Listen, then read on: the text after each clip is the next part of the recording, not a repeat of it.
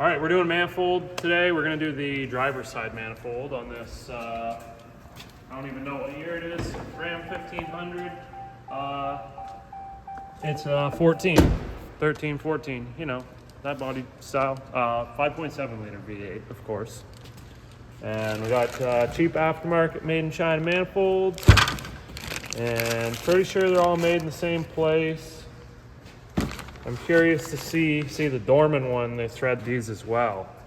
And compared to the OEM, that's just a straight through hole, and they use like a cage nut for the threads on the backside. And then the bolts, they don't thread the bolts long enough. So you go to tighten them down and they bottom out because their bolts run out of thread, right?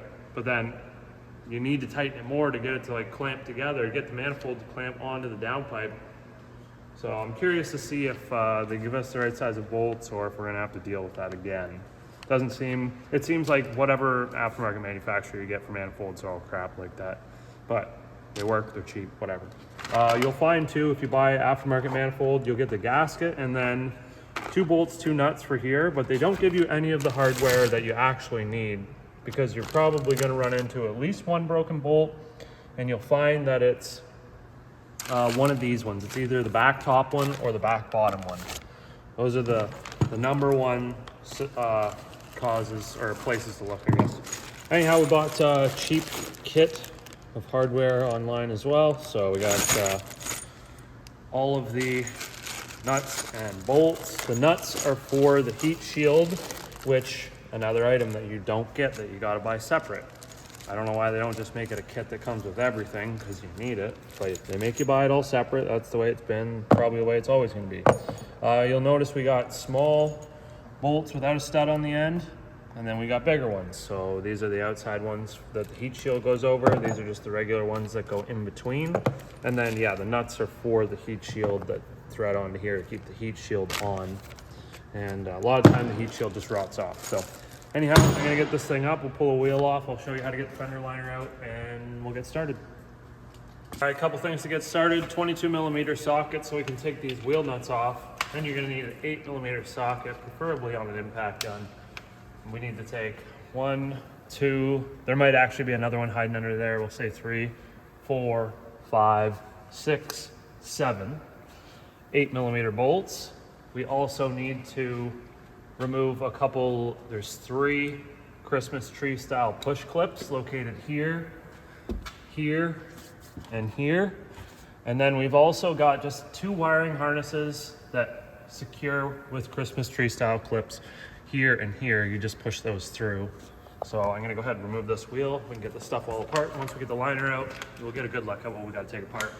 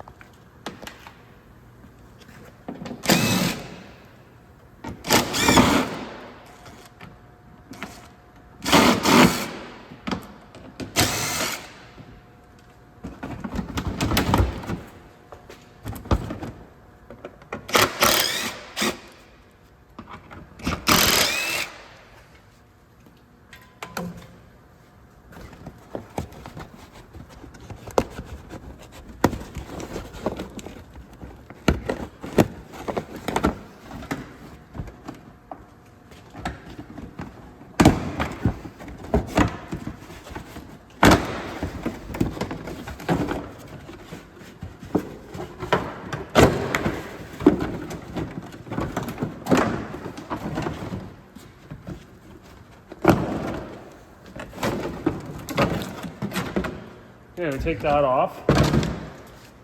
Now you can see our manifold in here. I'll lower this down so we can get a better view. Get some lights set up in there for you. You can do it with the steering shaft in place. It's much easier to remove it out of the way. It's really not that much extra work to get it off, even if it is pretty rusted on there. If it's really, really rusty, you may need a long pry bar and a hammer to take that off. And I'll show you here. I'm just gonna lower this down, get a better look at that. Okay, so there's a 13mm bolt located at the bottom of the shaft down there. And I'm gonna take that out, and then I'm going to use this. I'm not gonna use a pry bar and a hammer because I have an air hammer. So I'm gonna use the air hammer with this long bit. I'm gonna sneak up in between the frame and the steering rack, and I'm gonna drive that shaft off. Now, that shaft has, the way it's designed, it can only go on one way, but we wanna make sure that the steering wheel doesn't like spin around a bunch, so I recommend that you feed the seat belt through the steering wheel and connect it so that the steering wheel can't physically spin over. Because if that happens, then you will destroy the clock spring that sits in behind there to feed electrical connections to your airbag and your steering wheel controls. So very, very important. Now you can access the 13mm bolt from underneath simply by turning the wheel until that bolt lines up where it's somewhere accessible. And then you can just get in there with a ratchet or air tools or whatever. So I'm gonna get that out and we'll knock this thing off.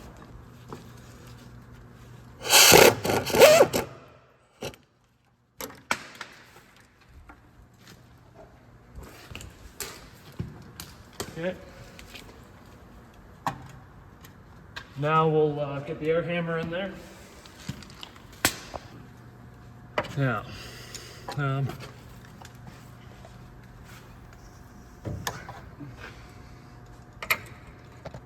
to think of which way I go in here. I kind of gotta look over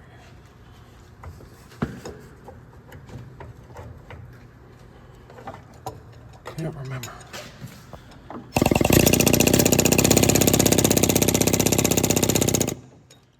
Very easy. You could probably just pull it off, but a lot of times they get really, really rusted on there. So try pulling it off. If it doesn't come off, get a hammer and a pry bar or something to hammer on to get to it.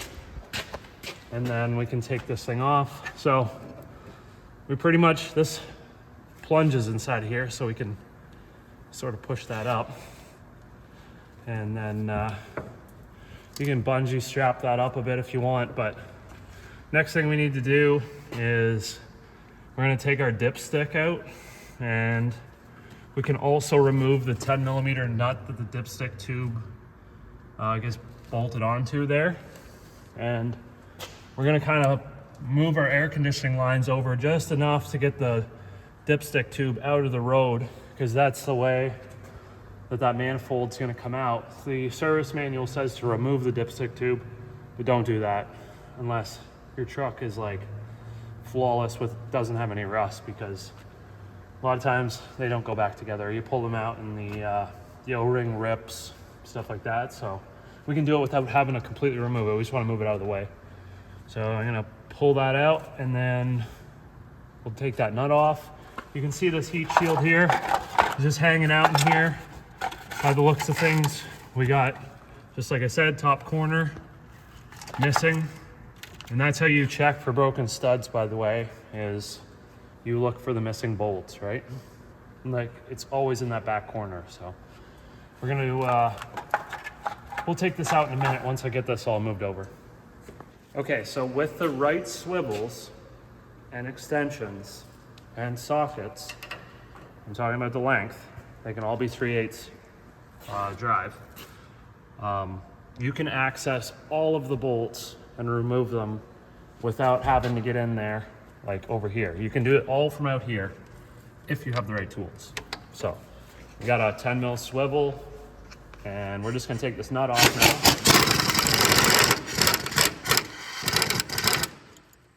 And on the ground it goes, not a big deal, we got new ones. And then now I'm gonna move this line over just a little bit. It's aluminum, so it's soft. You don't wanna completely fold it over, we just wanna move it a little bit. No big deal. Then we're gonna pull this dipstick tube out to the outside of that. That's gonna buy us a bunch of room to be able to get the manifold out. So now we want to start to take off all 4 corners of the manifold, which holds the shield on so we can get the shield off. That's the first step. Get the shield off. Obviously ours is loose, so not a big deal. Now these things coming in and out, taking them out, not a big deal. Putting a new one in, you're probably gonna end up bending it. You're gonna have to bend it, sort of flatten it out a little bit as you're getting it in there in order to get it in, and then you'll kind of slide it over the manifold and put it on. I'm not going to show you in the video because we don't have new shields. So, but guarantee you the shields, if you live anywhere in a rusty area, probably needs shields. Every time I ever work on them, always. So, excuse me. We're going to go ahead now and take off the other nuts that are on the studded bolts. By the way, they're underneath of those 10 mils, those nuts that you take off, those studs are 13 millimeters. The rest of the bolts that are in between, they're all 10 millimeters. So go ahead now and start taking them off until we get all the bolts pretty much out. I would probably leave one in though that keeps the manifold in place while we deal with these two bolts back here. So this keeps, these two bolts keep the down pipe bolted to the manifold, and there's a flange here, and this flange is not welded to the pipe or anything. You can drop that down once we get the bolts out.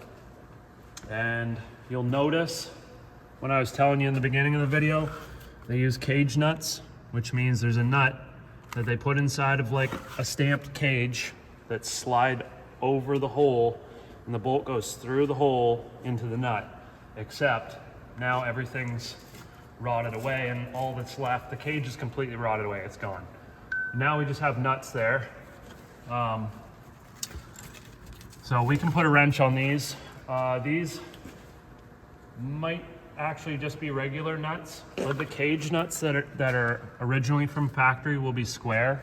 Not a big deal, you can use an open end wrench, or vice grips or something. So the tricky part, I guess, is getting onto the actual head of the bolt, because they put an oxygen sensor right in your way from putting an extension up there with a socket, which kind of screws you. So what I do is I actually just cut those bolts and then they fall out.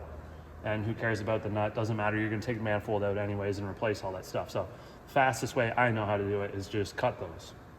You can use a Sawzall, whatever. Just be careful. You got a bit of wiring. There's a block heater that's in behind this top bolt. There's a block heater cord in there. And your starter is also on the other side of that manifold under there as well. So just be careful. You got wires in there and they're live. So, all right, I'm just gonna go ahead now and start taking those out. Let's see if I can get on this one.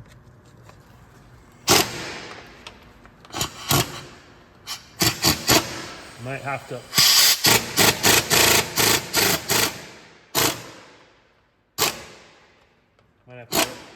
put some heat into these or whatever to break them loose. They're so rusted, pretty nasty.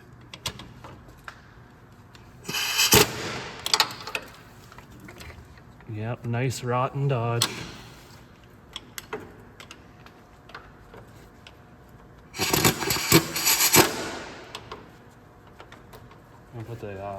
I'm gonna put a different socket on it.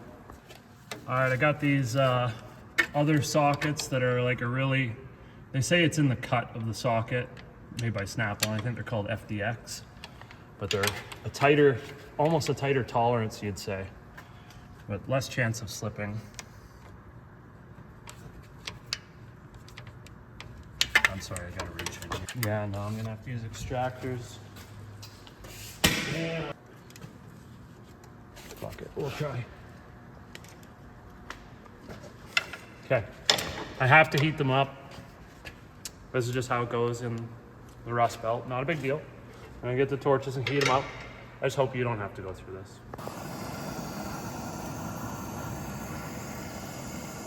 The heat works good, always works good. So we're gonna just heat this thing up nice and hot. Some guys say just take it for a drive and run it just to get all the manifold nice and hot and stuff, but I mean, then you got to deal with the manifold that's like 900 degrees, so that kind of sucks. But we're gonna give that a shot now. I've got these extractors. They're a 3/8 drive extractor made by Irwin.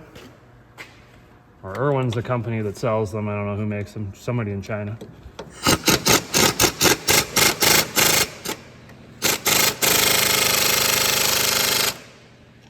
Get a bigger gun. Now. Oh, can we just go from under here, maybe?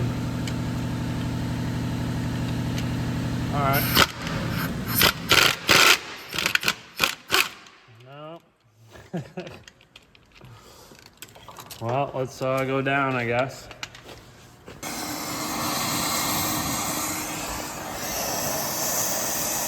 Can't be tight if it's liquid. Yeah.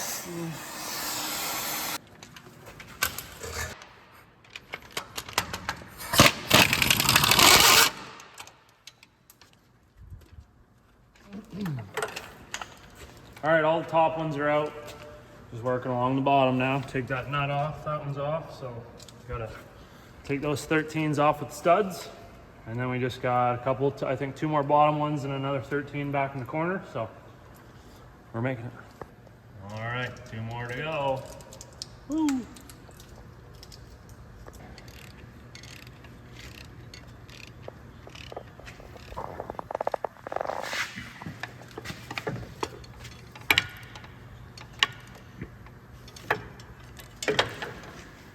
Okay, the last bolt's about to come out, so now I'm gonna cut these, and you can use like a Sawzall, or sometimes I use a cutoff disc. If the disc is like smaller, you can actually just like feed it up through beside the cut and then get in there and chop them.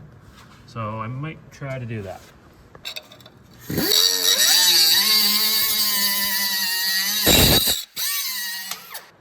I know, I can't get to this top one. You can only do the top one when you have like a small disc. Otherwise you end up in, well, actually I might be able to. We'll try it.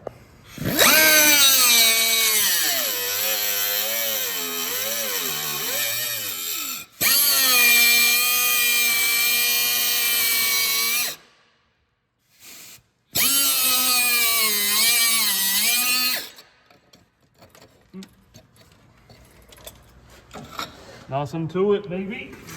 Okay, now we just take that last bolt out and then we can proceed with wrestling this manifold out of all that crap.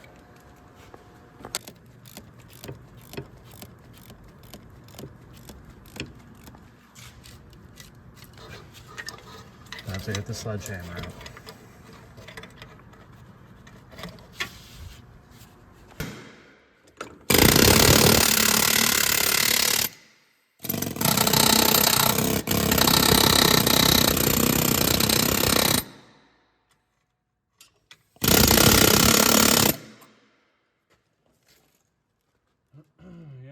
Maybe I'll just melt that out some more at those 2 top ones. I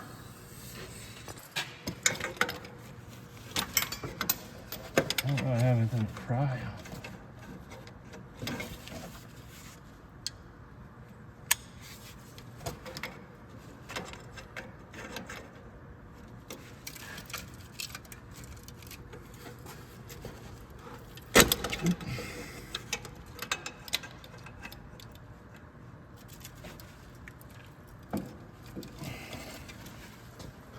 Get in on this side, maybe.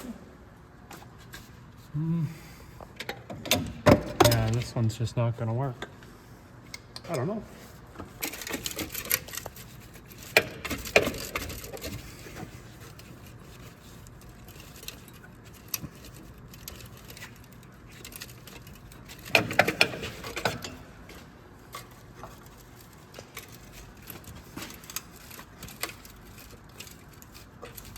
It's definitely the center one.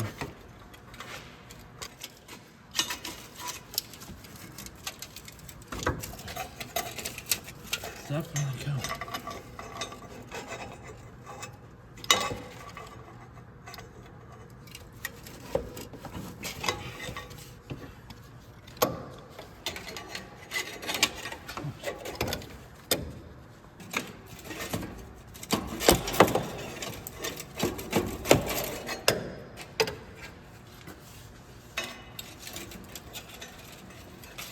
We're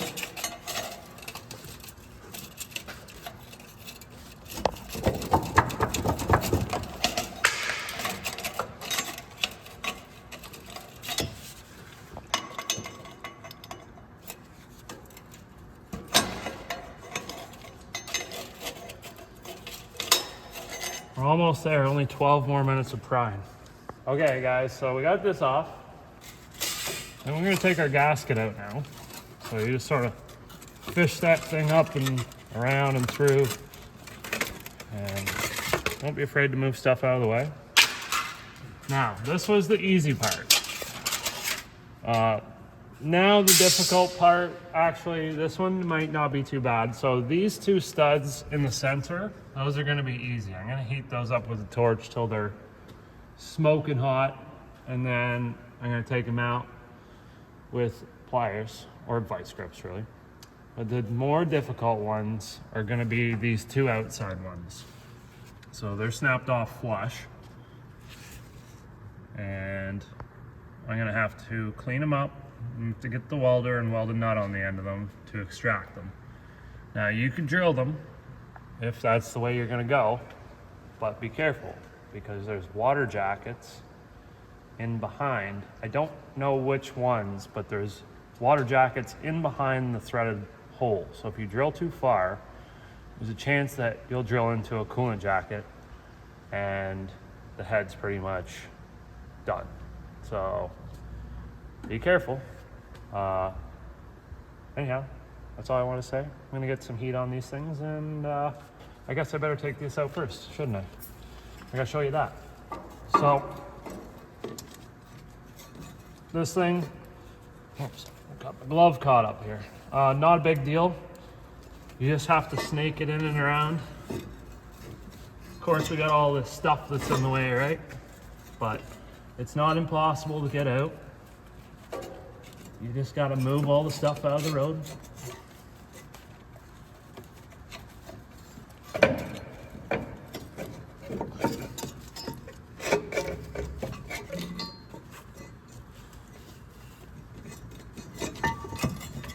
And yes, it's gonna get caught up on everything. Try and take this giant steel log out.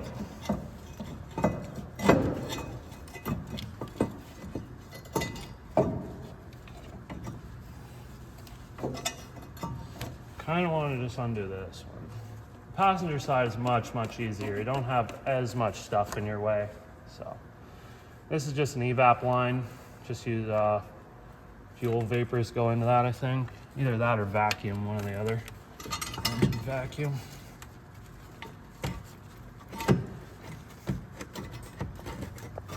Don't be afraid to move this dipstick tube out of the road a little bit. It's kind of flexible. You can move it around, bend it. Try not to like bend it too much, but enough where it's like out of the road so you can get this thing out.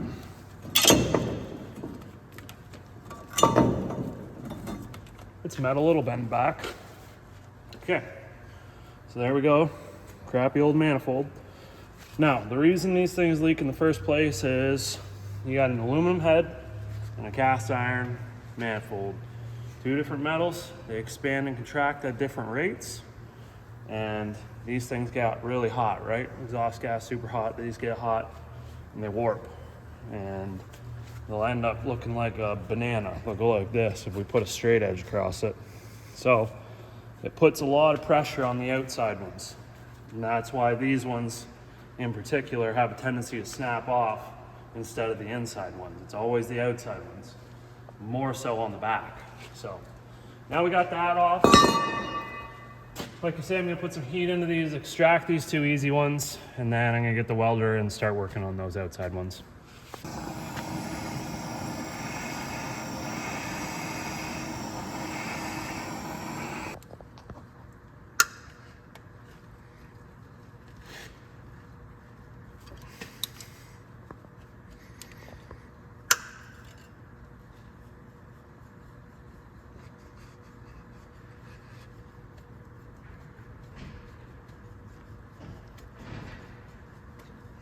Work it back and forth, and sometimes too, you can hit the end of the stud with a hammer to try to break the bond of rust between the steel and the aluminum. It's kind of a bad design, but I get it. Like, that's just how it's got to be, because you got a steel bolt into an aluminum head. Dissimilar metals, they corrode, and then these things get so darn stuck in there, just the way it is. So,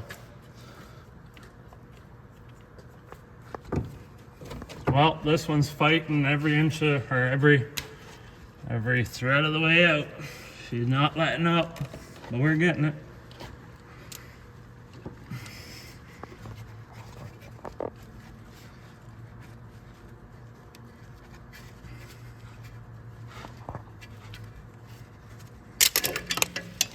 Might have to give a little tap with the hammer.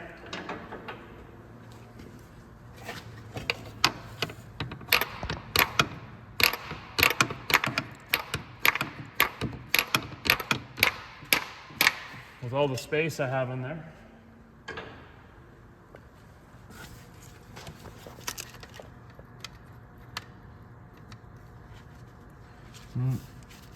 Gotta tighten that up a little bit.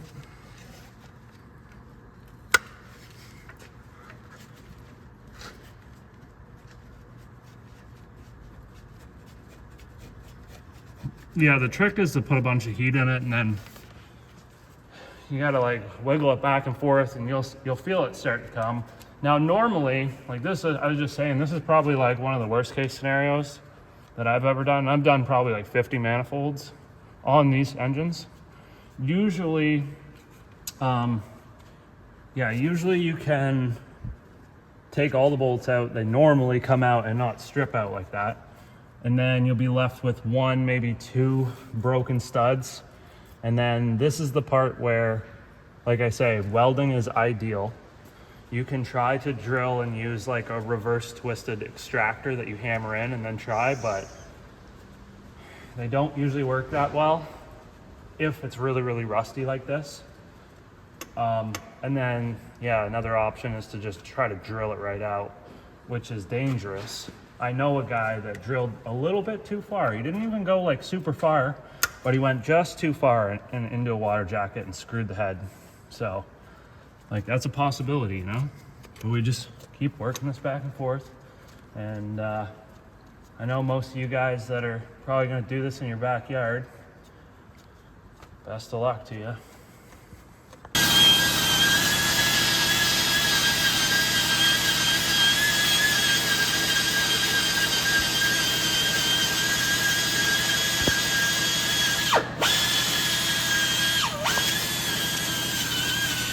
Okay, so now we're ready to weld some nuts onto these broken studs that are in there. What were you just doing? And I just used my little angle grinder with a one of these Scotch-Brite roll-lock discs. It's purple. 3M does actually make like a, it's almost like a plasticky rubber bristle attachment roll-lock disc for aluminum. There was a severe amount of corrosion that was on there. Now, most shops, well, not most shops, but like professional high-end shops would recommend that, you know, pull the head and have it like decked so that you have a nice true surface and that it's not warped. But yeah, we're not doing that. Where I'm from, we do manifolds every 5 years. That's how long they last, even from new. So we're going to weld some nuts on there. You can see I've got the studs cleaned up there and there that are, or the broken bolts, sorry, that are broken off. And yeah, need to have clean metal. I just stuck a old stud back in one of the holes to give me a grounding point. So I'm gonna get some nuts and a pair of needle nose vice grips and go to town.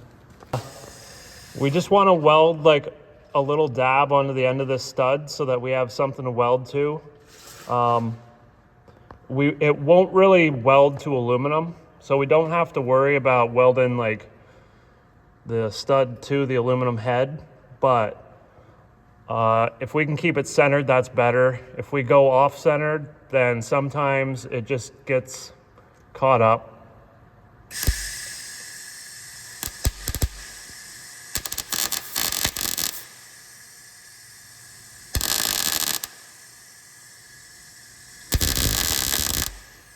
So something like that, and then we want to put our nut on there. I'm going to turn my welder up a little bit. So this is going to be something like that, and then we're just going to fill it.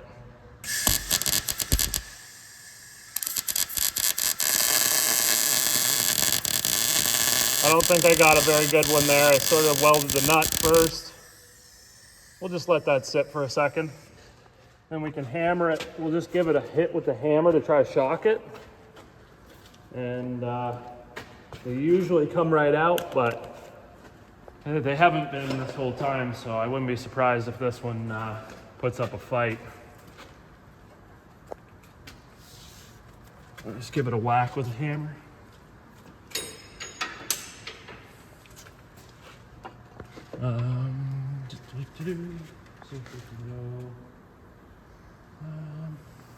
I don't have any extensions over here. I'll grab one. It's all good.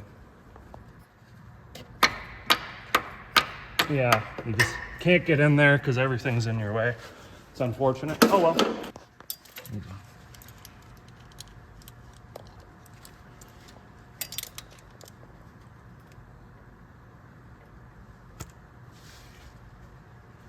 Oh, these are shitty vice grips.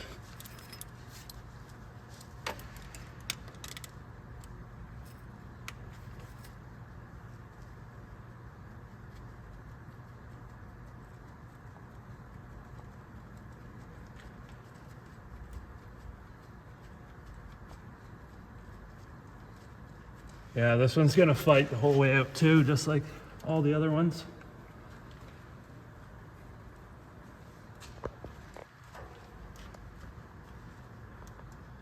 So yeah, you just work it a little bit more every time. And then we'll move over.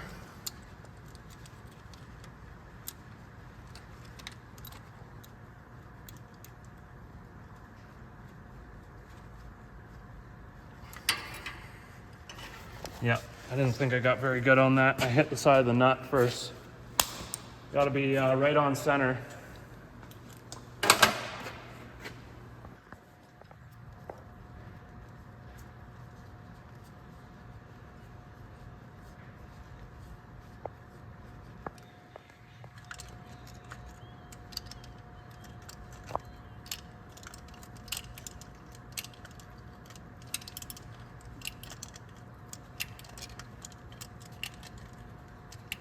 I know you guys are probably like, oh, just use a socket.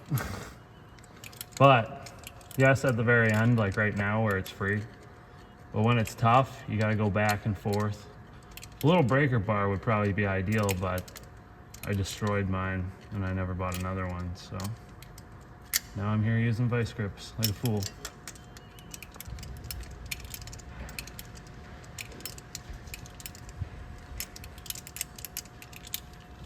Come on, bitch.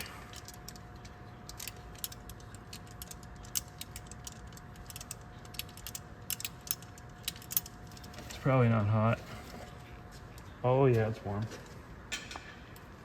Okay, one more to go. Woo. We're not gonna bore you with the other one. It's the exact same process. All right, so we got all of our studs are out. I'm just running a tap through them. I don't usually do that. Usually the bolts just come right out. This one on this corner was the only one that once I welded the nut on, it just like came out like no problem. So I'm going to run this tap through all of the threads just to make sure that they're all cleaned out, ready to go, and that we have no issues fighting to put the hardware back in. And you can see I've sprayed a bunch of penetrating oil on the thread, so it's all over right now. I'm gonna have to clean all of that off to prep the surface for the new gasket and stuff. Obviously this area is going to get very hot, so we don't want a bunch of flammable penetrating oil all over the side of the engine. So yeah. All right, we're just hitting it with a little bit of parts cleaner. I'm gonna wipe it down and then use some compressed air to make sure all of it is evaporated and dried. Then we can weasel our gasket and manifold back in there and we'll get it started.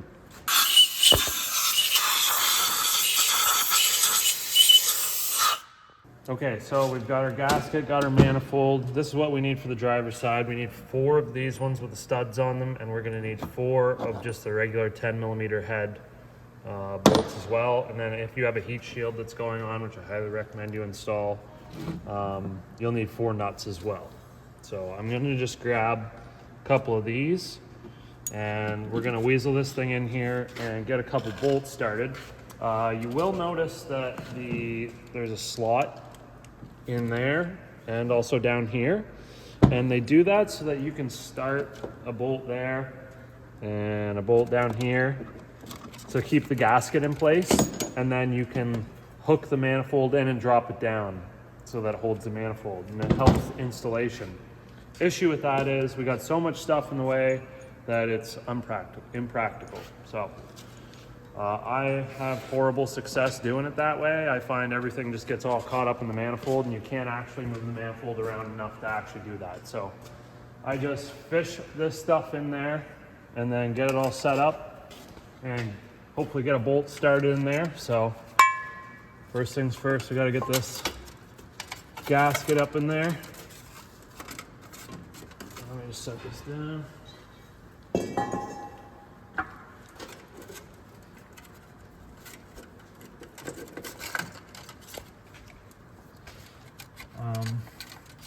I'm trying to actually, yeah, I think I do it like that. It's been a minute since I've done one of these. And we'll fish this in here. I guess theoretically you could probably put the gasket in afterwards and like slip it down in behind. That would probably work. But we'll just see if we can just fish this thing in here. Yeah, the dipstick tube and the steering intermediate shaft are your main competitors, or yeah, I'm trying to think of the word I'm trying to say, your main disadvantages. I think I gotta go in backwards, up, and then down maybe.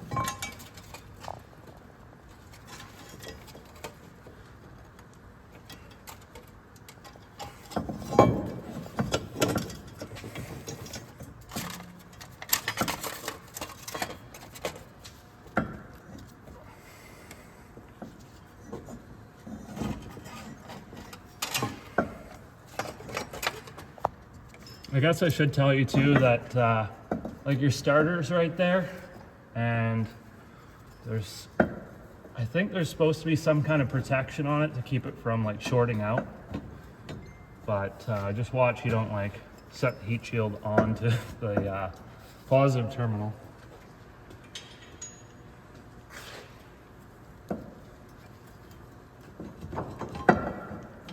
Can't get underneath of this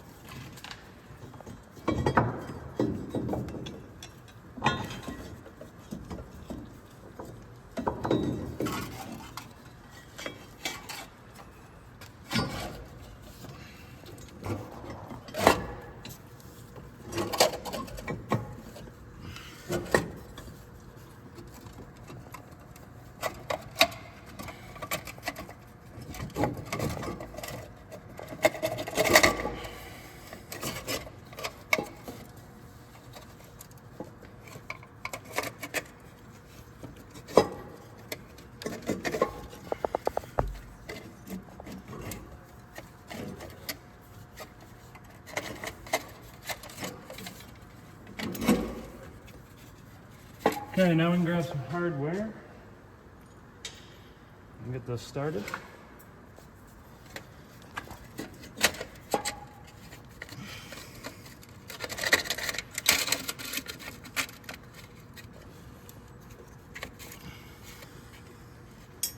And watch out, these gaskets, they're pretty sharp. They'll slice your hands open.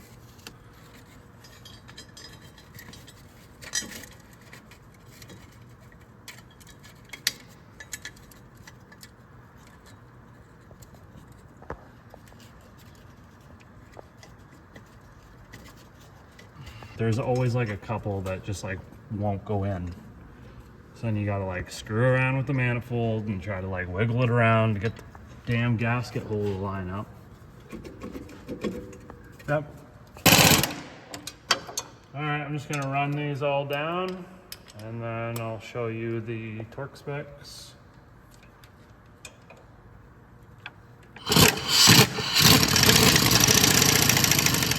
Okay, so here's the torque sequence.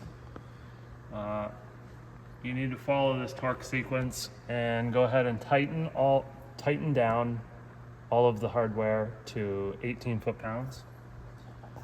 And then it says, allowing the gasket to seat to the exhaust manifold and cylinder head, recheck the torque again in the sequence, running them down again at 18 foot-pounds, just make sure. And then you can put the heat shield on. It says to torque the nuts for the heat shield to 70 inch-pounds or 8 Newton meters. So might be a little bit difficult to get in there with the torque wrench. Lots of extensions if you're the kind of guy that torques them down.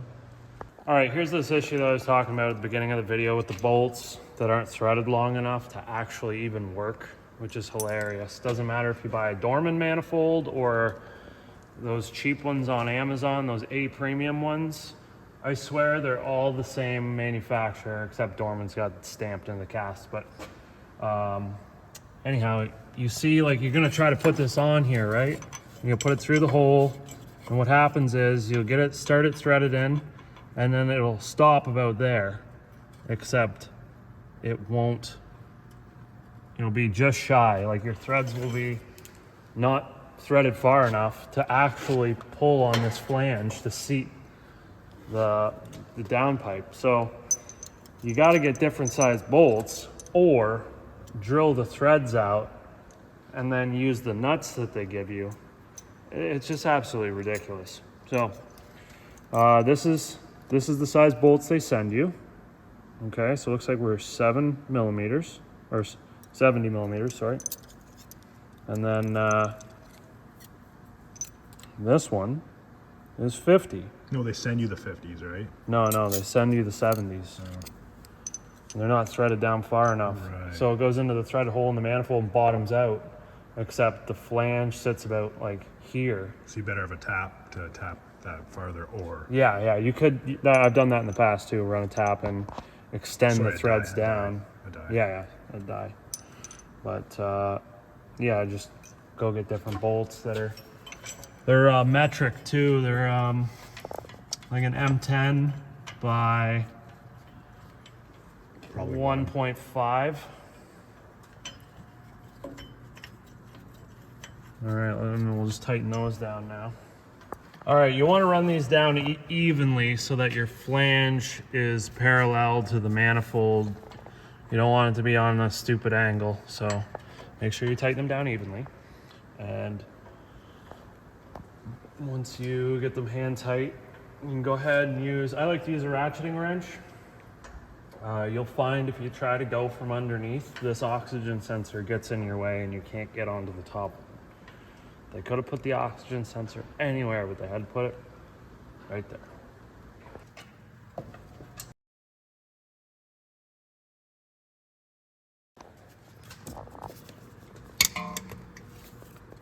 All right, so now we got those tightened down. We put our dipstick tube back in and we can install the nut on there. Then we can pull this line back over a little bit, make sure it's not rubbing on anything.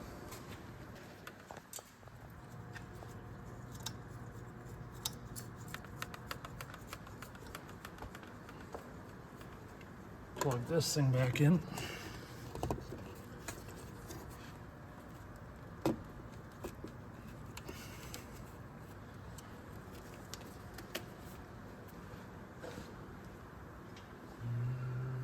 Extension. I'm going this way.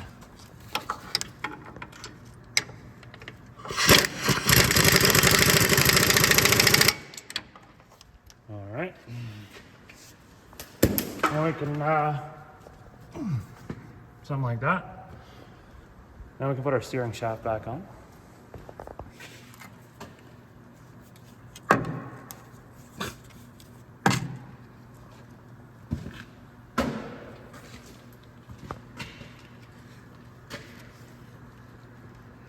Sorry, my arm's in the way.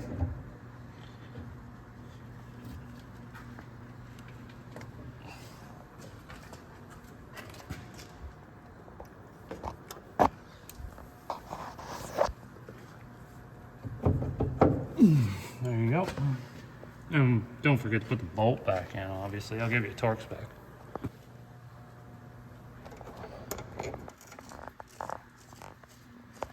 There's a groove in the input shaft of the steering rack for that bolt to pass by. So it can only go in one spot. What did you say it was good torque to?